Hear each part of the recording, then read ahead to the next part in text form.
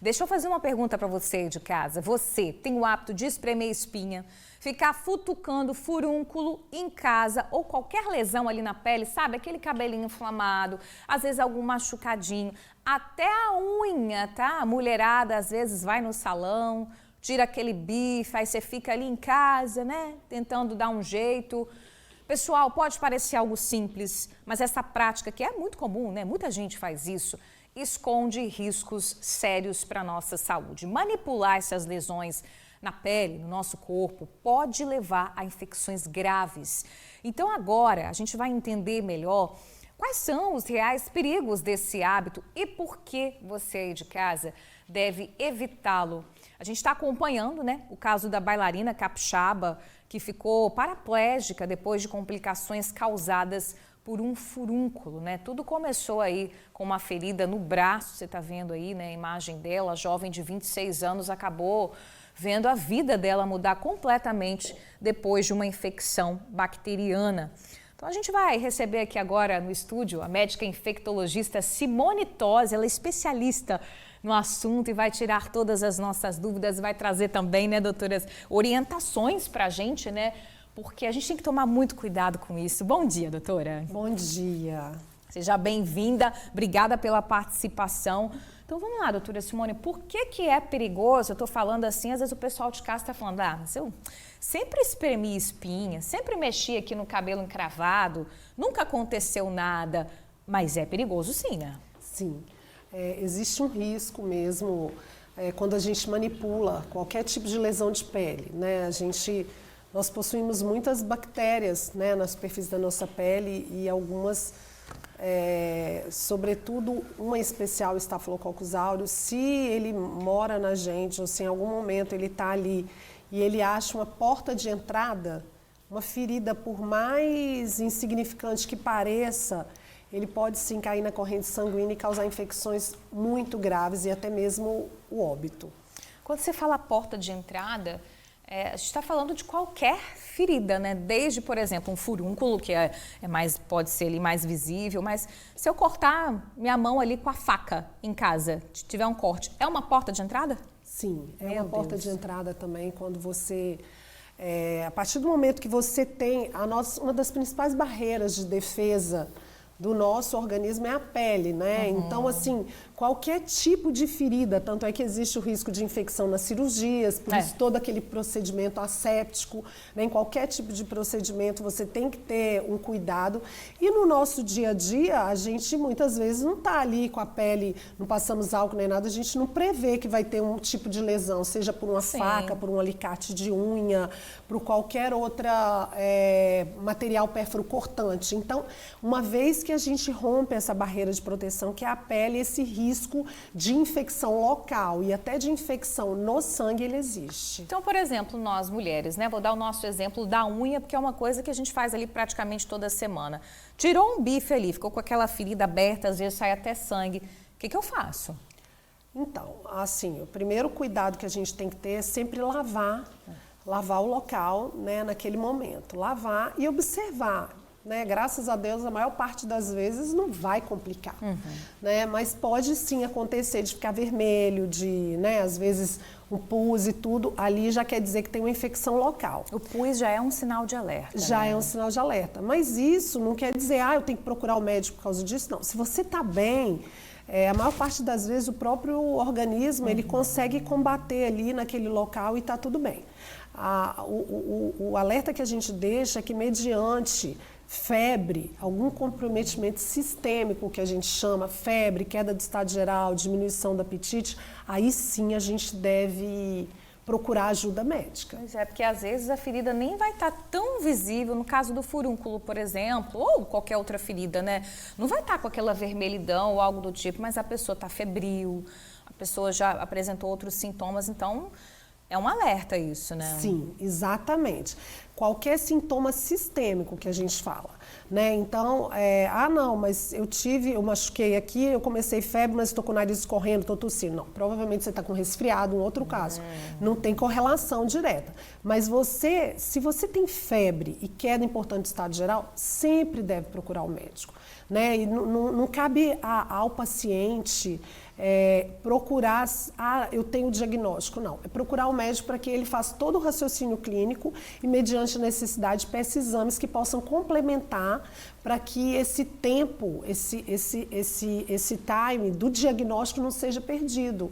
Porque muitas dessas complicações, como a tragédia que aconteceu com essa pessoa, né, com essa moça, a Jéssica, com a Jéssica, com essa bailarina. Ela era bailarina, né? isso. Para não acontecer isso, é o diagnóstico precoce, tá? Porque habitualmente a história e tudo, né, aponta para algum desfecho ruim. Então, a intervenção precoce, não só antibiótico terapia, mas a drenagem do local onde está essa coleção, isso assim pode ser um divisor de águas. Com certeza. A gente está falando da Jéssica, vamos aproveitar, né? A gente vem acompanhando a história dela, né, ao longo aí dos últimos dias. A Jéssica, aos 26 anos, começou com um machucado no braço esquerdo, depois acabou passando ali por um furúnculo e evoluiu para uma infecção na medula, pessoal, que acabou comprometendo os movimentos dos membros inferiores. Um caso muito grave e a Jéssica conversou com a gente, ela gravou uma entrevista pra gente. Vamos ouvir o que ela falou. O início da paralisia. Minha perna formigou bastante, ela formigou muito, queimava um pouco, formigava, uma sensação estranha. E senti assim, a perna um pouco trêmula, fraca. Foi aí que a médica chegou e falou que o meu caso era bem grave, que eu tinha que ir para a UTI porque uma bactéria sanguínea estava consumindo meu corpo. A sensação pós-UTI. O médico virou para mim e falou assim que se eu tinha alguma crença, para me agradecer a Deus, que a forma que eu cheguei na UTI foi bem crítica, com chances de vir a óbito ou paralisia cerebral. As dúvidas até o diagnóstico final. Ficaram com dúvidas se poderia ter sido meningite, mielite transversa e síndrome de Guillain-Barré. Quando fez um mês, eu fui transferida para o hospital em Vitória, Espírito Santo, o Hospital UCAM. Eles conseguiram descobrir aonde estava a bactéria. Ela se alojou na medula, no nível T7, nesse nível por aí, causando uma inflamação medular. Pois é, obrigada pela participação, Jéssica. Nesse caso, doutora, a gente pode afirmar, é possível saber se a Jéssica já tinha essa bactéria ou se essa bactéria veio de fora? Segundo a literatura, 20% das pessoas normais, saudáveis, da população em geral, tem essa bactéria, o Staphylococcus aureus, né? Apesar dela não relatar o nome da bactéria, mas a gente, não só pelo potencial, pela virulência desse micro-organismo, mas pela capacidade dele de disseminar no sangue e causar desde infecções na coluna, né, na medula, no espaço ali medular, no cérebro, às vezes simulando abscesso, infecções, artrite séptica é muito comum, infecção articular por esse micro-organismo, osteomielite. Então, assim, ele pode causar endocardite, infecção na válvula do coração. E, assim, o fato de você ter esse micro-organismo colonizando você, morando em você, aumenta esse risco, mas não necessariamente quer dizer que você vai ter infecção. Mas isso sim ocorre nas pessoas saudáveis e quando a pessoa tem alguma comorbidade, que a gente chama, como diabetes, o renal crônico, pessoas que têm outros problemas de saúde, essa prevalência desse micro-organismo, ou seja, o risco de você ter esse micro-organismo morando em você, ele é ainda mais alto. E de você complicar com desfechos ruins como a Jéssica também aumenta mais. O bom é que, habitualmente, essas pessoas que usam medicações que diminuem a defesa, o diabético e tudo, ele já tem um acompanhamento médico mais ostensivo. Entendi. Mas ainda assim, esse risco é maior. E como é que eu sei, por exemplo, que eu tenho essa bactéria? Tem como eu saber? Tem como saber, mas assim, não há evidência de que você tem que procurar em pessoas assintomáticas, tá?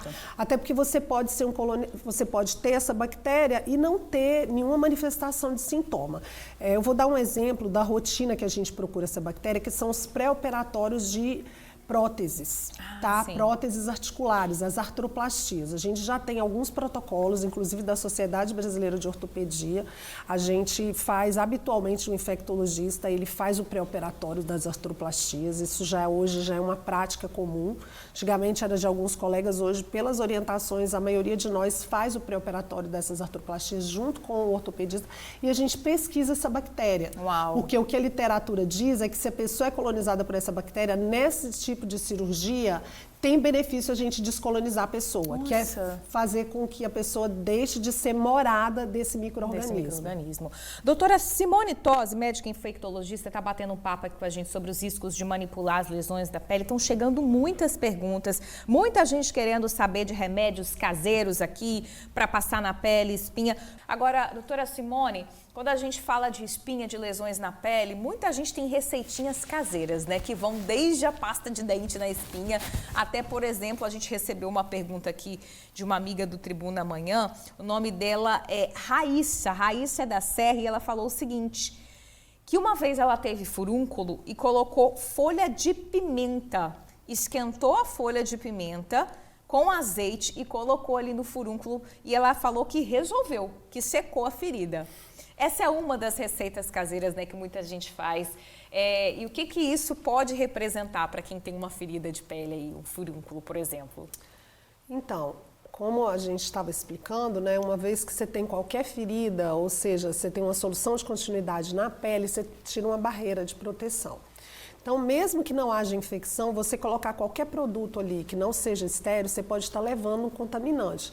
Ainda mais se for algo do ambiente, como uma folha, né, que pode ter fungo, pode ter outros micro-organismos que nem são da nossa pele. Sim. Então ainda você pode ter uma complicação adicional. Ah, mas deu certo. Pode acontecer de dar certo, porque, né, como a gente comentou, graças a Deus, a grande maioria dessas feridas, mesmo as infectadas com aquele pouquinho ali de pus e tudo, elas vão curar espontaneamente. Inclusive os guidelines, a literatura mundial, que já existe guias sobre infecções de pele, eles não preconizam nenhum tipo de antibiótico para lesões pequenas. É esperar o próprio organismo vai combater essa bactéria que está ali localmente. Espremer espinha, então tem gente que espreme ali achando que vai ajudar a secar a espinha, nem pensar, né? De jeito nenhum, de maneira alguma. Isso é uma orientação que a gente faz sempre, né? A furunculose de repetição é uma queixa importante que as pessoas procuram o consultório, né? O nosso consultório, especialmente do infectologista. Então, assim, não se deve espremer, porque no momento que você faz a expressão, Bruna, você coloca um pouco daquela secreção, né, ali dos micro-organismos, das células mortas para fora, mas também você, na pressão, você também vai lá para dentro, né? Então você aumenta o risco de mandar para a corrente sanguínea. E mesmo que não caia na corrente sanguínea, você dissemina ali pelo tecido subcutâneo, porque até então ela estava na superfície, que foi por onde ela entrou. E aí você colabora para que ela se aprofunde. Então, não é uma prática recomendada. Mesmo que as pessoas falem, mas eu sempre exprimi e nunca aconteceu nada. Que bom que não aconteceu nada. Mas esse risco, ele existe. E como a gente trabalha muito no ambiente hospitalar, a gente vê muitas complicações. Graças a Deus, a grande maioria não complica. Mas essas complicações geralmente são muito graves. Pois é, no dia a dia do hospital, né, muita gente parece. Sim, é comum. Doutora, chegou aqui uma pergunta interessante também da Elizabeth Carneiro. Ela é do bairro Rio Branco, Cariacica. A Elizabeth está falando o seguinte, que a filha dela, de 10 anos, tem com frequência furúnculos. Ela queria entender por quê. Porque ela sofre muito, principalmente na região da axila e das nádegas, ela colocou. Importante mesmo. Há alguns relatos, as pessoas me procuram às vezes até, né, em outros ambientes que não são os médicos com essa queixa. Então, assim, provavelmente a filha dela está colonizada por essa bactéria, né, o Staphylococcus aureus, e aí existe um protocolo de descolonização também, de literatura, que a gente pode fazer, né, mas aí tem que ser com auxílio médico, porque tem uma prescrição, não é antibiótico oral, então, assim, mesmo que ela trate, às vezes, um abscesso maior e tudo com antibiótico oral melhora, esse é um relato, né, dos pacientes. Volta. Por quê? Porque a bactéria ainda está morando na pessoa. O antibiótico, ele não tira essa moradia, que a gente chama de colonização. Nossa, que interessante. Se espremer o furúnculo, por exemplo, né, se manipular o furúnculo e o líquido encostar em outras partes do corpo da pessoa, corre o risco dessa infecção ali aparecer em outras partes do corpo? Não é, a bactéria, ela não é habitualmente, né, depende da bactéria, mas a grande maioria desses micro-organismos, eles não são transmitidos por contato. E sim, a pessoa pode até se contaminar com o micro-organismo. Eu não tinha estafilococcus e eu tenho. Mas a chance desse micro-organismo no contato causar infecção é muito pequena. Né? A minha bactéria causar infecção na sua. É igual pneumonia. Pneumonia, graças a Deus, não é uma coisa que se transmite. Sim. Por quê? Porque habitualmente o micro-organismo que causa pneumonia, que é um outro pneumococo, ele está na gente. Então, está muito relacionado a fatores predisponentes da pessoa. Diferente de vírus, que tem muito a ver com o contato. Então, assim, os micro-organismos, eles têm comportamento diferente, por isso que a ajuda de um profissional, até para esclarecer, muitas vezes a gente é procurado só para tirar pânico das pessoas. A pessoa está ali apavorada. Porque ela está ali apavorada, né? Igual, assim, recentemente, uma moça jovem me procurou, doutora, eu estou preocupada, porque eu estou internando muito a minha defesa. Então, às vezes, até para entender o que é que ocorre. É importante esse esclarecimento, né, para a pessoa não ficar achando que ela vai pegar a qualquer momento, porque os micro-organismos, as bactérias, elas fazem parte da nossa microbiota, né? A gente é cheio de bactérias. Pois é. Doutora, o que a senhora orientaria, então, para o primeiro cuidado em casa, para essa pessoa, essa mãe aqui que mandou uma mensagem para a gente, quem está assistindo, que tem, por exemplo, furúnculo com recorrência? Então, o que eu oriento é que procure o médico, né? Pode ser unidade básica de saúde, tudo para descolonização. Né? A gente também orienta, já trabalhei muito com interconsulta, a gente orientando os colegas como proceder, né? Porque tem que prescrever essa pomadinha, tem esse banho de clorexidina e degermante, isso é protocolo mundial, não é algo daqui. Sim. Isso tem nível de evidência, não existe muita coisa nova com relação à descolonização dessa bactéria, mas algumas coisas são efetivas. Acontece, às vezes, da gente descolonizar o paciente e ele voltar a ter? Pode acontecer, mas aí a gente sempre procura, na verdade, é rotina nossa. Quando o paciente tem furunculose de repetição, a gente procura algum fator de imunossupressão. Né? Então, a gente pede a glicose, a glicemia, faz uns exames a gente procura, inclusive faz triagem também, HIV, outras coisas. Sim. Que é muito importante, que pode ser um sinal de alerta que alguma coisa não está bem no organismo, mas acontece com gente saudável. E tem algum cuidado no dia a dia que pode prevenir o furúnculo, por exemplo, ou aí já não tem essa ligação? Uma vez que a pessoa está colonizada, qualquer feridinha pode aumentar o risco. Então, assim, não tem nenhum cuidado. Às vezes a gente vê até as pessoas com alguns excessos, né? Eu também sou procurada, a gente às vezes, o especialista, ele é procurado para tirar dúvidas. Então, a pessoa, assim, passa álcool em tudo, um hábito de limpeza excessivo. Isso não demonstrou benefício em diminuir esse tipo de infecção. Olha. Tá? Como eu falei, às vezes as pessoas são colonizadas e elas não têm infecção nenhuma.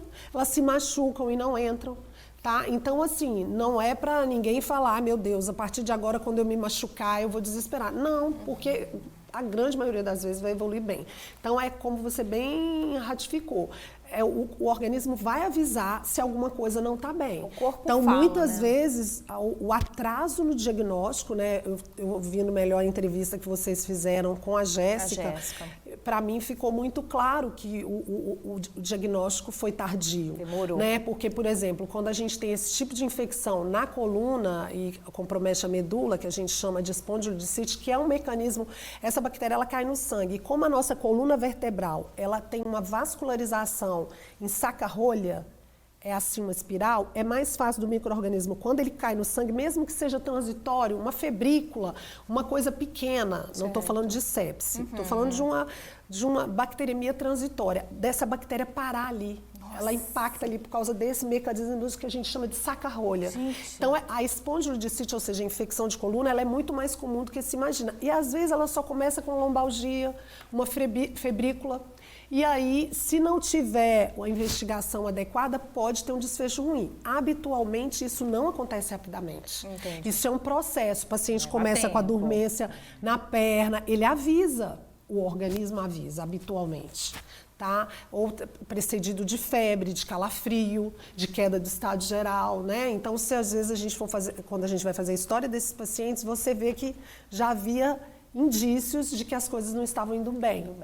Então é importante esse alerta que a doutora Simone Tosi está trazendo aqui. A doutora Simone é médica infectologista, deu uma aula para a gente hoje. Tenho certeza que quem está em casa assistindo vai ser mais cauteloso, vai ser mais cuidadoso, não precisa entrar em pânico, mas são hábitos do dia a dia que a gente precisa ali, né, se policiar. E eu acho que é importante, Bruna, alertar as pessoas assim que não tem que ficar procurando essa bactéria.